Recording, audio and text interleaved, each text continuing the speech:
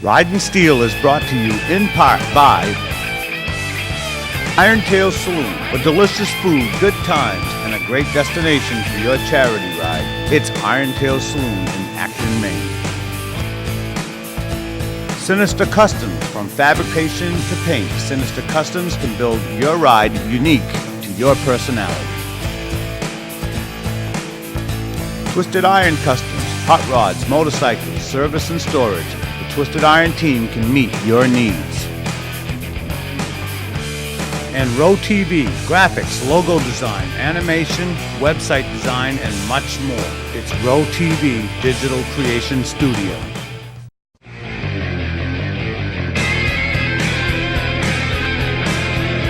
Let's ride!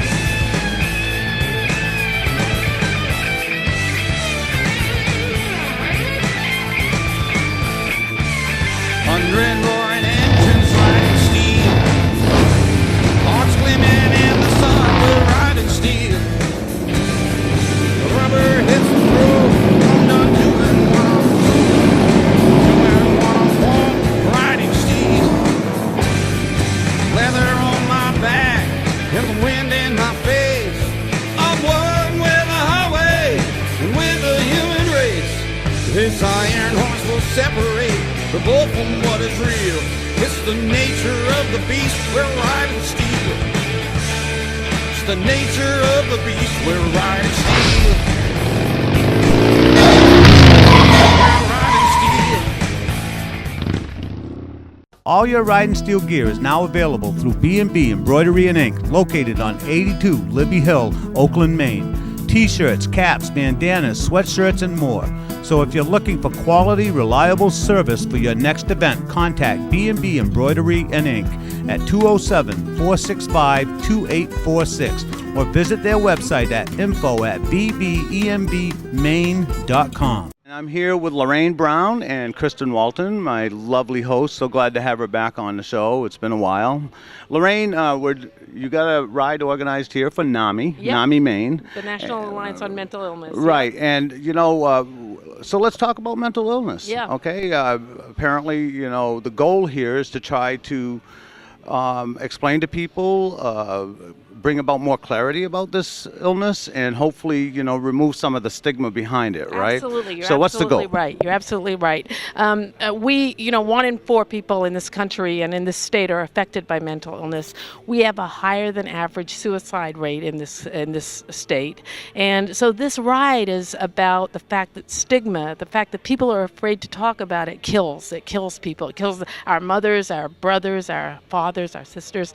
So the ride is about combating that stigma, and riding all together and helping ourselves and helping everybody else to come along. And I know how this is important to you. Kristen, what kind of message do you have for people out there who may be suffering from depression and they don't even realize it? Well, it can happen to anybody, and I'm a great witness to that. There should be no stigma, because it's just very important actually to have a support group, and that's what I had, for people to really help me get through it. I had my husband, my sisters, and my mom, and I had lots of friends to help me through, but I also had people from NAMI that really did help me out when I needed to. So what were the signs that you were going through? Give people some idea of what they may be experiencing, that they don't even realize they are depressed. What were the signs that indicated to you that you were going through this? Well, I was tired all the time. I was crying all the time. I wanted to sleep all the time. I never wanted to leave my house. I felt worthless. Nothing made me happy. I was achy all over. I was sick a lot of the times. I was nervous. I was shaky. I just all around just sad. just very sad. Lorraine, I just want to say how courageous it is, and it's people like you that we work with, we work for, and I just think it's wonderful that you're here doing all the work that you do, and it inspires so many people. Well, I hope so, and I was hoping when I was Mrs. Maine and I was going around talking about mine, that I could help somebody, and my goal was to at least help one person. But I know now that I've helped more than one person. Absolutely. And it's meant a lot to me to be able to be out here and to be able to still talk about it. Right. And Lorraine, so what steps were taken to help someone like Kristen or anybody that may come to you with this? Well, all our services are free, just so that you know, and we have family-to-family groups, we have peer-to-peer groups all over the state, and I think I hope you'll put our information. It's NAMIMaine.org. You can call me at 622-5767. My name's Lorraine, and I'll put you through to our services. We have suicide prevention trainings. We have crisis intervention and de-escalation trainings with first responders, police officers, firefighters all over the state. So everything is free, just so that you know that. And you can call or contact us, and we'd love you to join us in any way that you want to join us. Well, I also want to bring in the fact that if there is a stigma around mental illness, people are afraid to admit that they may have a mental illness issue, okay? So let's talk about confidentiality. Yeah. Is there? Can people trust that, when they go to speak with you, that it's kept in confidence? It's one of the absolute tenets of, any program that deals with mental health. And we have a very strict confidentiality policy at NAMI. So anything you don't want to have known, including that you would ever call us, that's never known. Yeah. And one of the reasons why we're doing this show is because we want to try to bring the end to the stigma behind mental illness. You can't do anything about a problem unless you acknowledge it first. Right. And if people are afraid to acknowledge that there's a problem, they may go through years and years of agony and despair and depression that could be avoided, right? And so, once again, Lorraine, they go to where? 622-5767 or NAMIMaine.org, and it's N.A.M.I, and all of Maine, MAINE.org. Right. Excellent. Thank you so much. Kristen, do you have any final words? I'm just looking forward to seeing what we have in store for the rest of the day, and hopefully we can learn more about mental illness. Well, I want to add also, Kristen, is the fact that you've worked with these people, and you have been for how many years? Oh, maybe 5 years. 5 years ago was when I first was introduced to NAMI. I went to one of the support groups and started talking to some of the women there, and then I started to be invited to talk about my own story. So and I did the NAMI walk with them for 3 years, and that's a great event to get the word out. This is kind of a reunion for you, right? I mean, some major changes occurred here in your life because of some of these people, right? Or at least who they represent. Oh, yeah, definitely. They're wonderful people, and they do wonderful things, and I've met some great people through NAMI. I really have. All right, well, now I'm here with Daryl Dehane, who is on the far side here, and Bob Gardner. Bob Gardner. These are the organizers of the N.A.M.I ride. Been on hundreds of these rides in the past 5 years. And, every organizer goes through a great deal of stress worrying about how many people are going to be showing up. So what are you going through today, Daryl? Yes, it is very stressful knowing what the weather report was going to be, and I knew that would hamper the riders coming out. However, I think we ride rain or shine. NAMI is a national organization, and I think that they're struggling, and I think a few raindrops are not going to matter to us. We're still going to ride. NAMI is all about mental illness, mental health. What's the connection for you, Bob? Well, the connection for me is personal in that over 50 years ago, I had some emotional problems while I was in the Army, and I was able to receive the kind of support that enabled me to, shortly after I got out of the service, to be feeling good and right, and have had a marvelously productive career in television and radio, the media. I have 5 fantastic grown children. So I know that the ability for NAMI to have the funding, to have the support, and for people to realize, as you've mentioned, that there should be no more stigma to mental illness than there would be to a man we see walking down the street with crutches. Right. Or, God bless the amputees that have this problem. But they overcome it, and I think that people have to realize that the brain is an organ as well as the heart and the liver and all these other kidneys that we worry about. And getting that problem straight in the organ, helping that, the brain can make all the difference in the world. And so often we forget about the families and the friends of these people because you lose them for that time that they are going through whatever type of illness, mental illness it may be. They're lost. They shut off from you, and it can be breaking when that happens for years. Because they don't know how to deal with it, right? Well, they don't know how to deal with it, and it's one of the, cancer, and we don't want to diminish the importance of cancer support or heart support, but we don't get that same kind of energy behind mental illness, and we should. I remember as a boy, Jimmy Pearsall played center field for the Red Sox. He had mental illness. He would sit down in center field and see the fly ball, and he'd jump up and go chase the ball.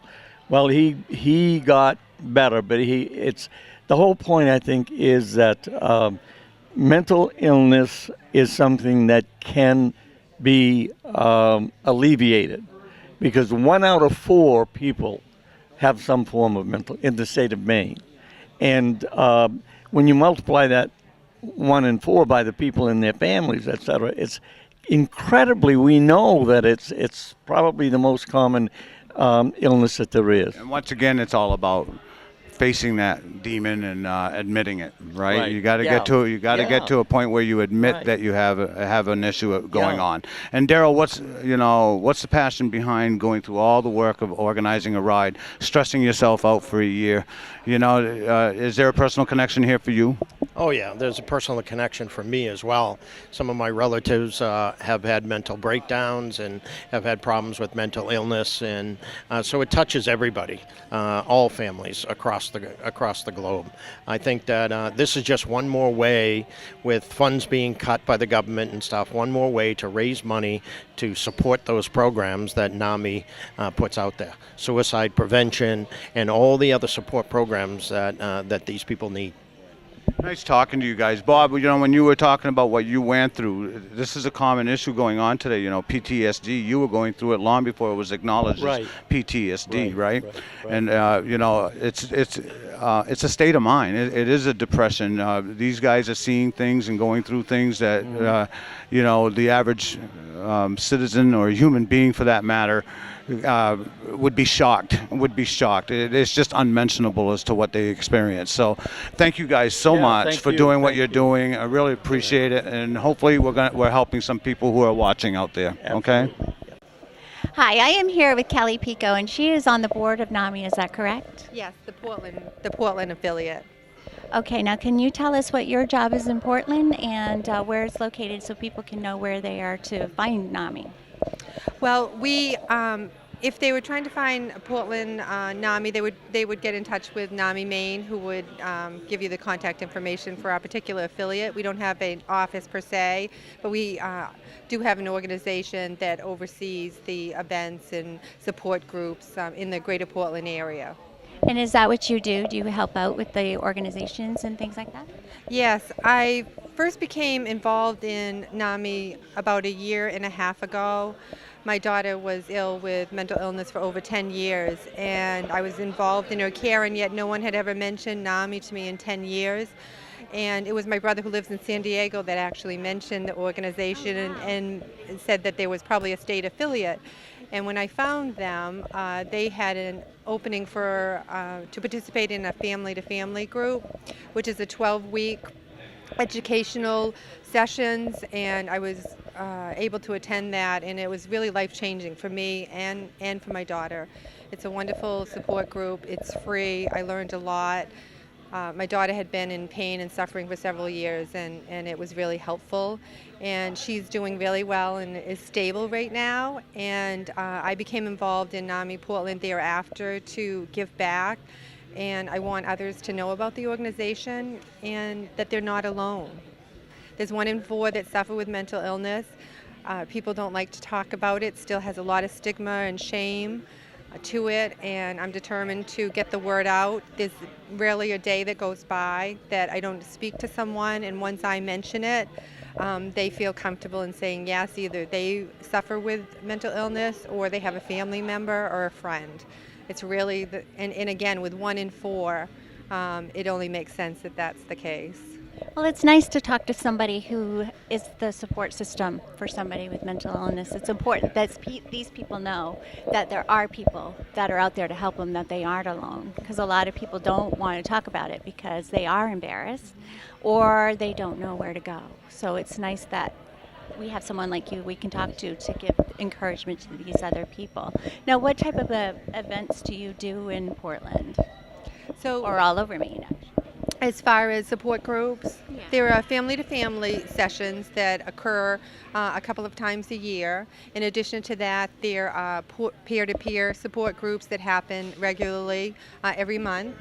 In addition, there's family support groups that also happen in several different areas in the greater Portland area as well. So peer support groups, family-to-family group. Now, would they call the number that Lorraine had given us earlier to be able to find out where these support groups are all over Maine? Yes, they certainly could, and also on the website it has a lot of good information. We're looking into getting a Portland NAMI website of our own, but at this time you could go to the state organization and certainly call the state number to find out contact information for any of the Portland individuals. We'd be happy to help you, and please don't hesitate to call.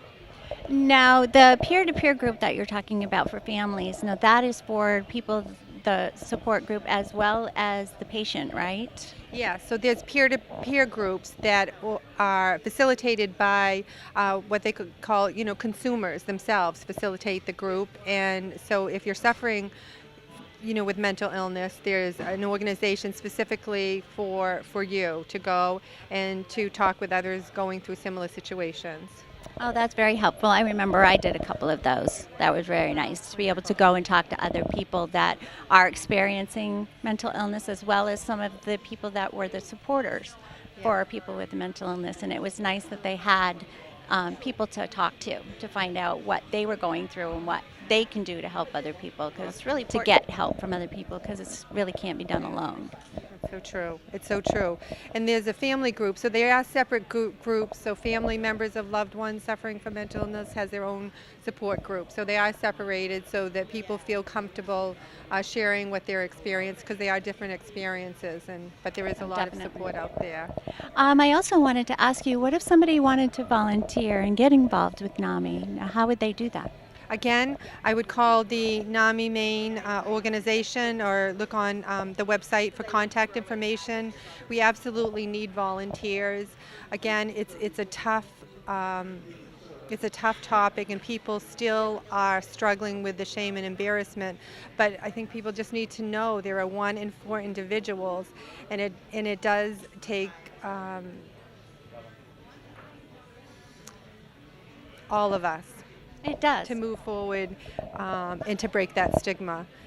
My father passed away by suicide close to 40 years ago, and it was 20-something years later when my daughter became ill. Mental illness affects 1 in 4, which is more than all the cancers combined. And it's interesting because I'm in the unique role of being a cancer survivor myself, and I had, an outpouring of support when I was going through my treatments and chemo and so forth. I received hundreds, thousands really, of cards and casseroles and flowers, which, was just great support. But there isn't that lack of understanding or compassion support for my daughter. I think people struggle to perceive mental illness in the same way that they do a medical illness. And I'm hoping that changes with, again, understanding and education, and that's what N.A.M.I does. It helps people to understand the illness as an illness and that there isn't any difference to them. They both are individuals suffering from a disease that through no fault of their own.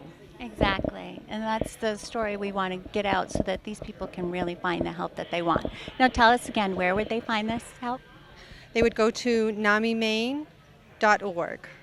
Thank you so much for talking with us today, and I hope that your daughter will be doing great. Thank you so much. Okay, thank you. Appreciate it. I'm now with Bob Walton, one of our production crew members, as well as the husband of our host, Kristen Walton. Kristen has already openly admitted that she struggled with mental illness. And, one of the things that we want to try to perhaps express to the folks watching at home is what the family goes through, what the loved ones are being put through when they're watching the person that they love go through such a difficult time. So could you somehow define what you went through, Bob? Yeah, I think so. Mental illness, it's one of those things you never see coming. It kind of sneaks up on you. It snuck up on Kristen. And I think we started to see it once we started having kids. Probably after our second child, she just kind of started developing symptoms of just not being happy, being tired. We knew something was wrong. And from a family standpoint of view, it's tough on the family because you don't know what's going on. You want to say, Mom, snap out of it. Kristen, snap out of it. But that's what I was going to say. A lot of times, perhaps, you're looking at someone who's struggling with depression. They have a nice home, they got a nice car, a good job, a beautiful family, and what is wrong with you? Why are you depressed? How can you be? There are people who got it so much worse than you and that kind of thing. So did those kinds of things go through your head? Yeah, absolutely. What's going on here, Kristen? We got a great life, great kids. Things are going well. Can't you just snap out of this and be normal again? And mental illness does not work like that, So at what point, Bob, did you get where you began to really understand what was going on as opposed to having to deal with the everyday frustration of going home to someone that is depressed or being worried while you're at work as to what they're capable of perhaps doing to themselves by spending too much alone time? Suicide was mentioned in our conversations. It's quite possible that someone you love very much could, do something very, very tragic, right? Yeah, that's a scary thing. She really took the bull by the horns. It was frustrating for me, frustrating for our kids, and she could see that, and we didn't know what to do. So really, she was the one that put an effort forward to try to figure out what was going on. She seeks some counseling. She seeks doctor's advice, and we didn't have any real answers from anybody. It took a long time for her to find somebody that could tell her what was going on, through therapy, through medication. This thing slowly got under control, and it's something that, she still lives with today. I mean, once you have mental illness, it does not mysteriously go away. It's something we live with every day, but she's 100% better. We understand what the illness is, and we all support her, and she's doing great. Right. So as as the healing begins, obviously there must be some triggers, maybe that or warning signs that occur that have her, maybe step up some of her self-help kind of thing, or seeking out the assistance of others like N.A.M.I, the people of N.A.M.I. Yeah, absolutely. N.A.M.I was tremendous in helping Chrissy. That was one of the organizations that she found to help her, along with just friends, family, support groups. When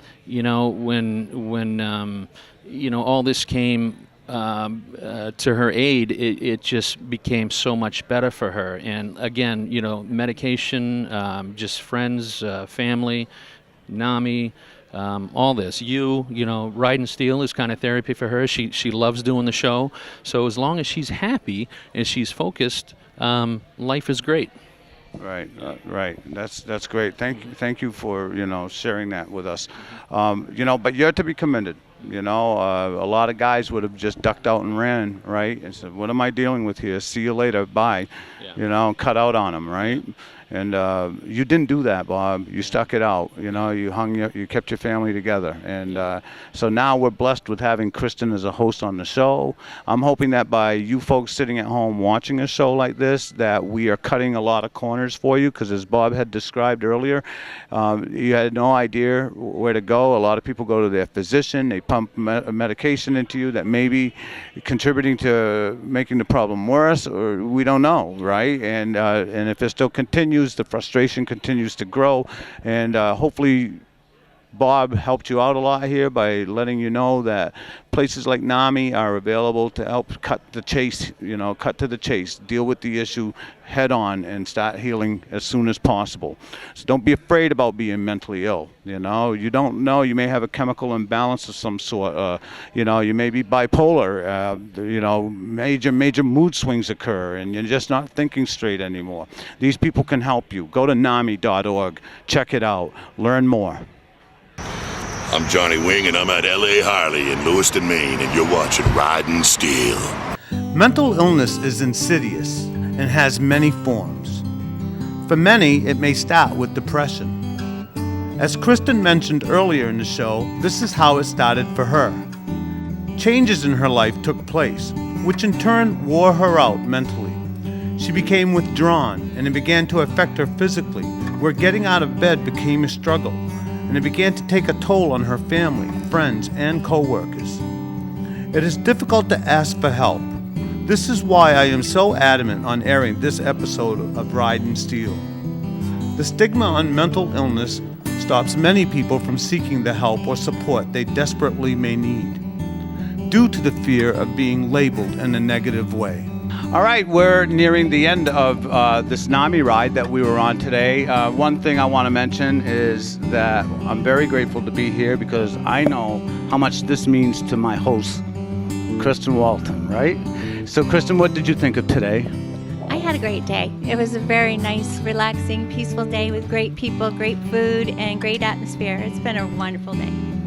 What'd you think of the whole day? Yeah, I thought it was great. I thought it was a real tribute to mental health awareness, and I was very proud to be a part of it. Thank Riding Steel for being so involved. All right, thank you for that. And we got to talk with Daryl a little bit. Daryl, you've really put a lot into this day for N.A.M.I, and you know, and you shared with us earlier today about, you know, why you are here and why you do what you do.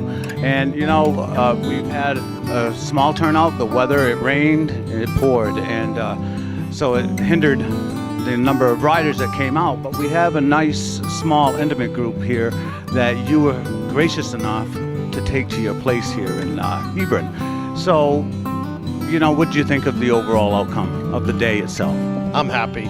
I'm happy with the day. I know the weather reports were pretty negative, but we still turned out. The volunteers are here with the help of Riding Steel. The awareness is there. Channel 6 covered it, and I think that's the most important thing. Bring the awareness to the community. I agree with that. And Lorraine, you are the director of N.A.M.I Maine? I'm the development director. Development director of N.A.M.I Maine. Yes, that's right. And so, you know, Oh, overall, what do you think?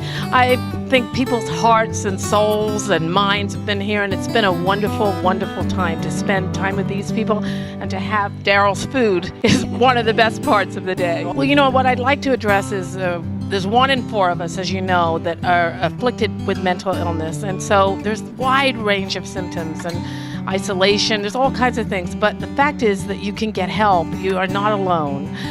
You go to NAMIMaine.org, and we have many services, many services. They're all free, and it's all confidential. So please don't think you're alone. That's really the message that I think we all want to get across. All right, what a great way to end the show, with a message of hope. All right, so thank you so much, and thank you all for watching Riding Steel.